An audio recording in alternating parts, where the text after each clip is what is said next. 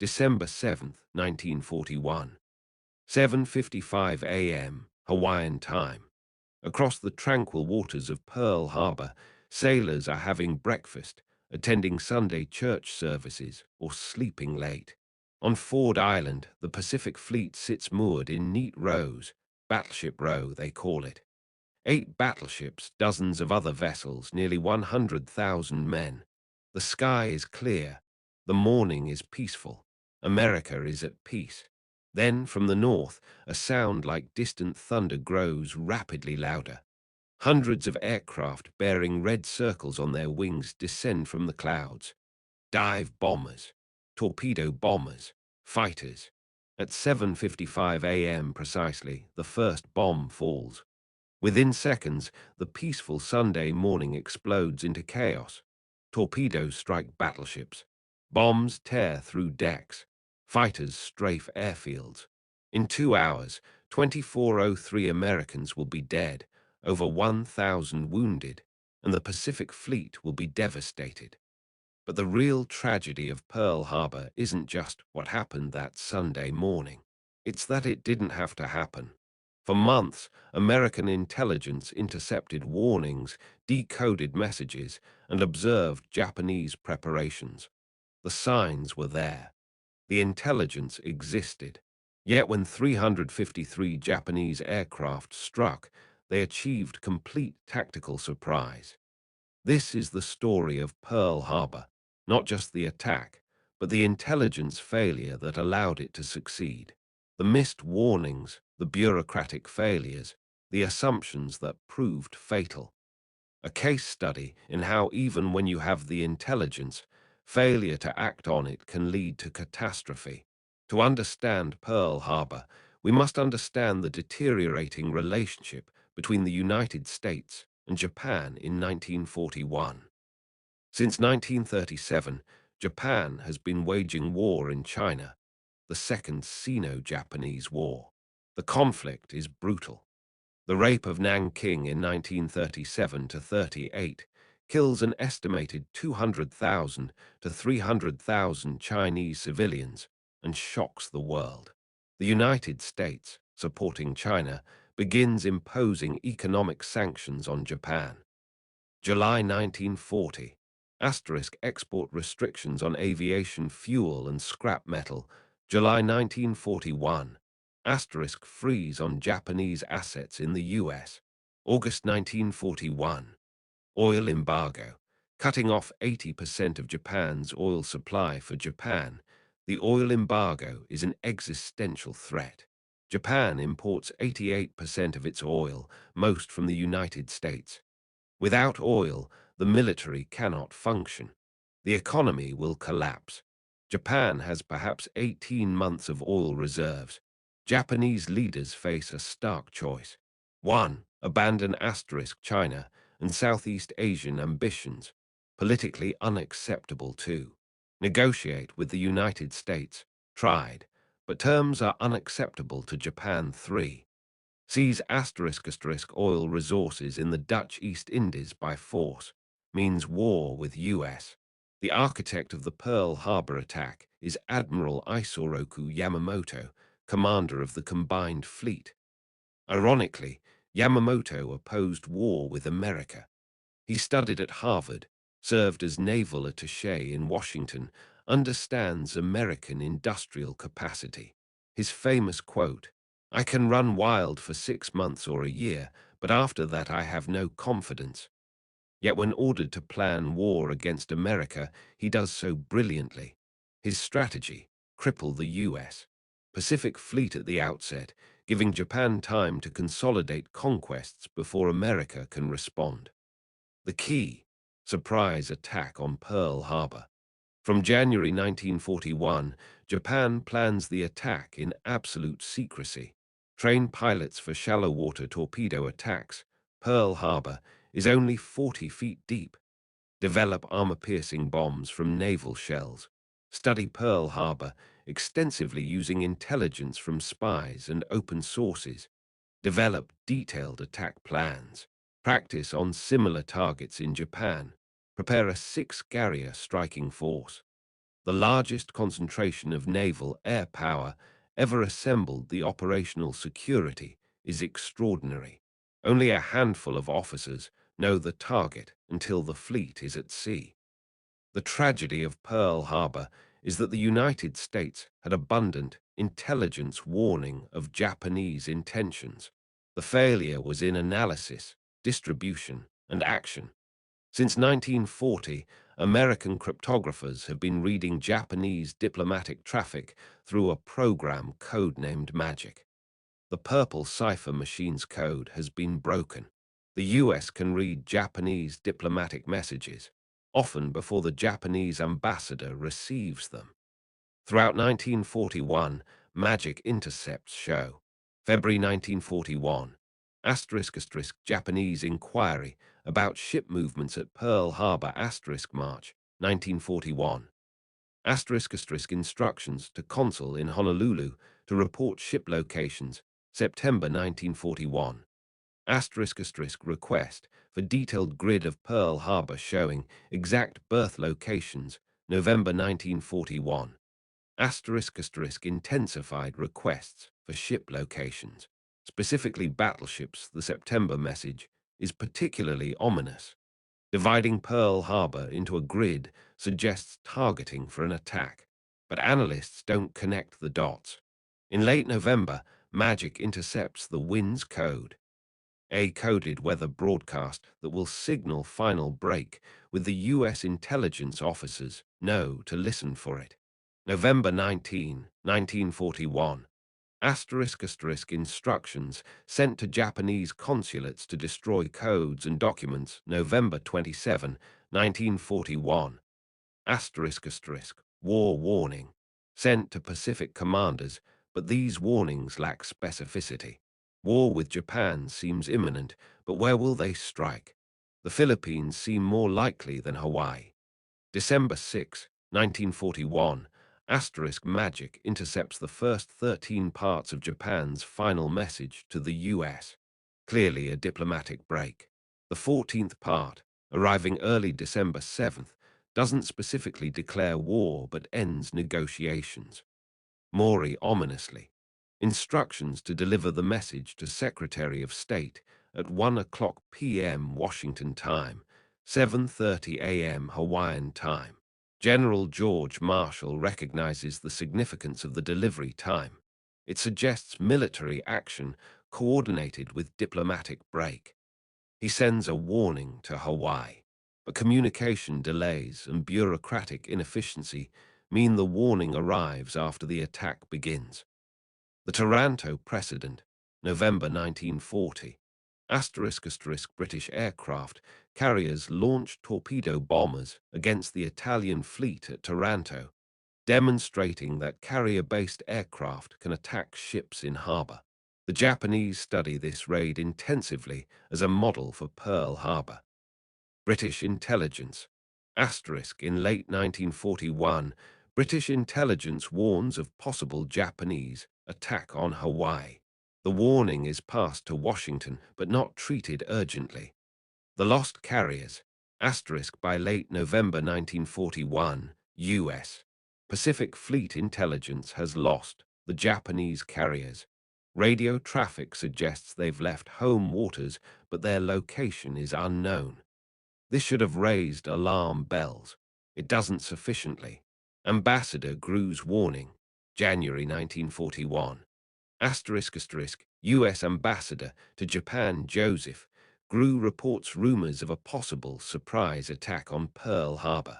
The warning is filed and largely forgotten. With hindsight, the warnings seem obvious.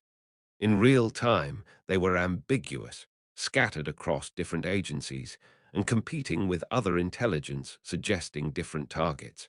The assumption problem. American military leaders operate under several fatal assumptions. Assumption 1.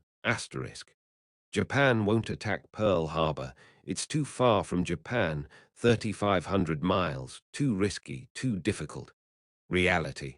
The Japanese have been planning exactly this for nearly a year. Assumption 2. If Japan attacks, it will be the Philippines, Malaya, or the Dutch East Indies, not Hawaii. Reality. Japan plans to attack all of these simultaneously, using Pearl Harbor as the opening blow. Assumption 3. Pearl Harbor is too shallow for torpedo attacks. Only 40 feet deep, torpedoes need 75 plus feet. Reality. Japanese have developed shallow-running torpedoes specifically for Pearl Harbor. Assumption 4.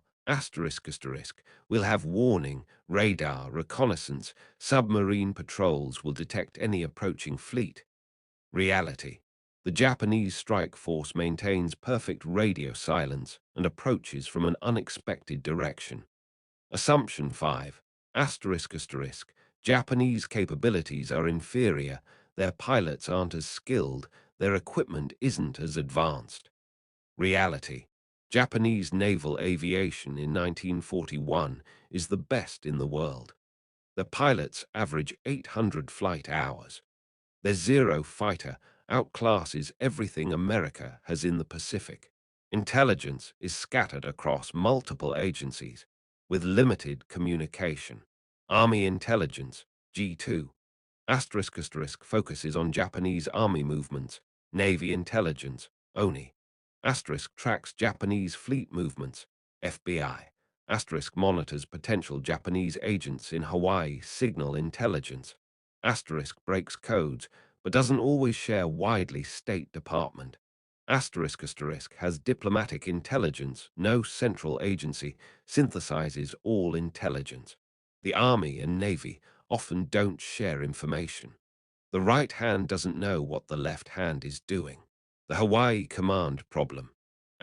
Admiral Husband Kimmel Pacific Fleet Commander, and General Walter Short Army Hawaiian Department Commander, receive ambiguous warnings but lack specific intelligence about an imminent attack on Hawaii. Their defensive posture focuses on sabotage.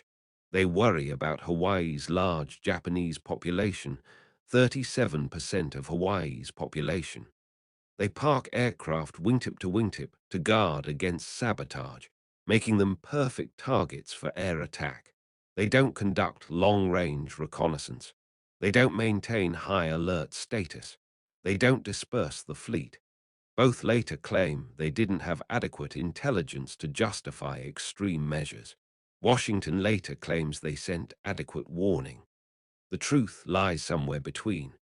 The radar contact, December 702, 2 Army privates manning a mobile radar station at Opana Point detect a large formation of aircraft 137 miles north of Rahu. They report it to the information center at Fort Shafter.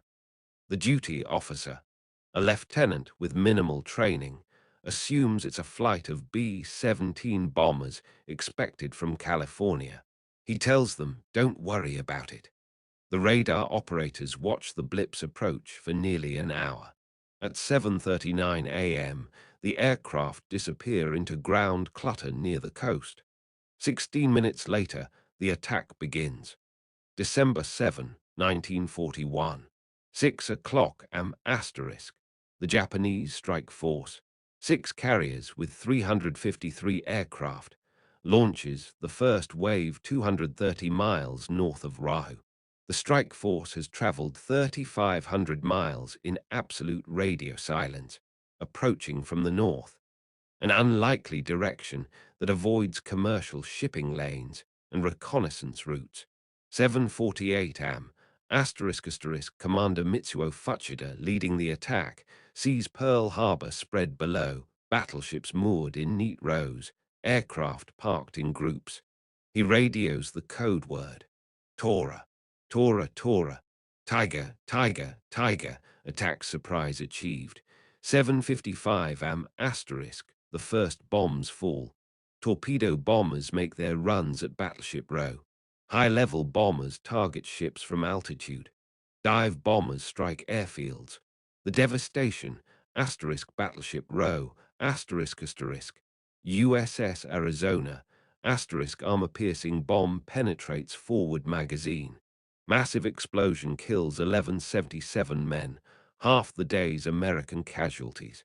The ship sinks in 9 minutes. USS Oklahoma, hit by 5 torpedoes, capsizes. 429 men die, many trapped inside the hull. USS West Virginia, ***, 7 torpedo hits, sinks in shallow water. Captain mortally wounded, crew fights flooding heroically. USS California, ***, 2 torpedoes, sinks over 3 days despite damage control efforts. USS Nevada, attempts to sortie during attack, only battleship to get underway. Hit multiple times, deliberately beached to avoid sinking in channel. USS Tennessee and Maryland, damaged but remain operational. USS Pennsylvania, in dry dock, sustains relatively light damage. Airfields, Hickam Field, B-17s, and other aircraft destroyed in Rose, Wheeler Field. Fighters destroyed on the ground, Bellows Field. Minimal damage, Kano Naval Air Station. Seaplanes destroyed, Ford Island. Naval aircraft destroyed the second wave, 854 am. 167 aircraft strike again, focusing on remaining ships and facilities. Defenses are now alert. Anti-aircraft fire intensifies. American fighters, those that survived, engage Japanese aircraft. The second wave accomplishes less and suffers higher casualties. By 9:45 am, the attack ends. The Japanese withdraw, having achieved their objectives. Fuchida circles above, surveying the devastation. He considers recommending a third wave to destroy fuel storage, repair facilities, and submarines. But the strike force commander decides the risk is too great. American carriers are somewhere at sea. The decision to forgo a third wave is one of Japan's biggest mistakes. The fuel storage contains enough oil to sustain the fleet for years. The repair facilities will prove crucial to America's recovery. The immediate cost, asterisk, 2403 Americans killed, 1178 wounded, 8 battleships sunk or damaged, 3 cruisers damaged, 3 destroyers sunk or damaged, 188 aircraft destroyed, 159 aircraft damaged, Japanese losses, 29 aircraft, 5 midget submarines, 65 men killed. The strategic outcome, Japan achieves tactical surprise and inflicts devastating damage. But the strategic outcome is far different from what Yamamoto intended. What Japan wanted, cripple the Pacific Fleet for 6 to 12 months, giving Japan time to secure conquests and negotiate favorable peace before America recovers. What Japan got, united American public opinion for war, accelerated American war production, galvanized American determination, missed the American carriers not in port, failed to destroy fuel storage and repair facilities, created an enemy determined to fight to unconditional surrender. Admiral Yamamoto, upon hearing of the attack's success, reportedly says, "I fear all we have done is to awaken a sleeping giant and fill him with a terrible resolve." Whether he actually said this is debated, but the sentiment is accurate. Even before the smoke clears, questions arise. How could this happen? Who failed? Could it have been prevented? The Roberts Commission, December 1941, January 1942. President Roosevelt appoints Supreme Court Justice Owen Roberts to investigate. The commission focuses on Hawaii's commanders, Admiral Kimmel and General Short. Findings: Kimmel and Short guilty of dereliction of duty for failing to implement adequate defensive measures despite warnings. Both are relieved of command. Kimmel is demoted. Short retires. Both spend the rest of their lives arguing they were scapegoated for Washington's failures. Subsequent investigations. Over the next 4 years, 8 more official investigations examined Pearl Harbor. Hart Inquiry 1944, Army Pearl Harbor Board 1944, Navy Court of Inquiry 1944, Hewitt Inquiry 1945, Clark Investigation 1944 to 1945, Clawson Investigation 1945, Congressional Joint Committee 1945 to 1946. Each investigation adds details but reaches similar conclusions. Pearl Harbor resulted from multiple failures at multiple levels. The scapegoat debate, were Kimmel and Short scapegoated? The debate continues. Arguments for scapegoating. Asterisk. Washington had more intelligence than Hawaii commanders. The war warning messages were ambiguous. Hawaii commanders weren't told magic intercepts showed grid of harbor. They weren't adequately warned about the delivery time of Japan's final message. Kimmel and Short were convenient sacrifices to protect Washington leadership. Arguments against. Asterisk. Hawaii commanders failed to conduct adequate reconnaissance. They didn't maintain sufficient alert status. They focused on sabotage threat over attack threat. They didn't coordinate Army-Navy defenses effectively. They had enough warning to take better precautions. The consensus. Blame belongs at multiple levels. Washington failed to provide clear, actionable intelligence. Hawaii commanders failed to act on the information they had. The system failed. Pearl Harbor becomes a case study in intelligence failure, taught at military academies and intelligence schools for decades. The intelligence lessons. 1. Collection versus analysis. Having intelligence isn't enough. It must be analyzed correctly and distributed to those who need it. Pearl Harbor had abundant intelligence, but it was scattered across agencies, not synthesized and not acted upon. 2. The assumption trap. Operating on assumptions about enemy capabilities and intentions is dangerous. Intelligence must challenge assumptions, not confirm them. American leaders assumed Japan wouldn't attack Pearl Harbor. Intelligence that contradicted this assumption was dismissed or rationalized. 3. Signal versus noise. In intelligence, the challenge is distinguishing meaningful signals from background noise. In 1941, intelligence agencies were drowning in information. The specific warnings about Pearl Harbor were buried among thousands of other reports, assessments, and intercepts. 4. Centralization of intelligence. Pearl Harbor demonstrates the need for centralized intelligence analysis and distribution.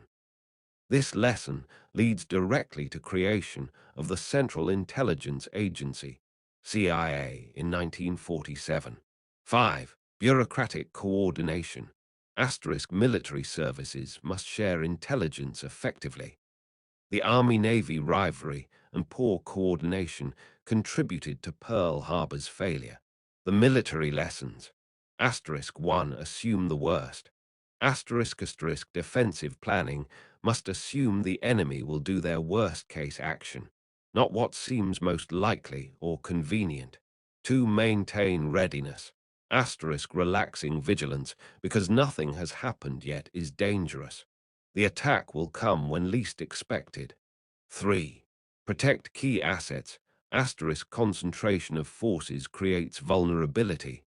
Dispersal, hardening, and redundancy protect against surprise attack. 4. Technology alone isn't enough. Pearl Harbor had radar. It detected the incoming raid. But human failure to act on the information rendered the technology useless. The strategic lessons. Pearl Harbor teaches that surprise attacks can succeed even against prepared defenders. Initial defeats can be overcome with determination and resources. Public opinion matters. Uniting a democracy for war requires clear provocation. Total victory requires unconditional surrender. Japan's attack eliminated any possibility of negotiated peace. December 8, 1941. Congress convenes. President Roosevelt addresses a joint session. Yesterday, December 7, 1941, a date which will live in infamy, the United States of America was suddenly and deliberately attacked by naval and air forces of the Empire of Japan. Within an hour, Congress declares war. The vote, 388 to 1 in the House. Only Jeanette Rankin votes against, unanimous in the Senate. The sleeping giant has awakened. Pearl Harbor is the worst intelligence failure in American history. Abundant warnings were missed, misinterpreted, or ignored. Assumptions proved fatal.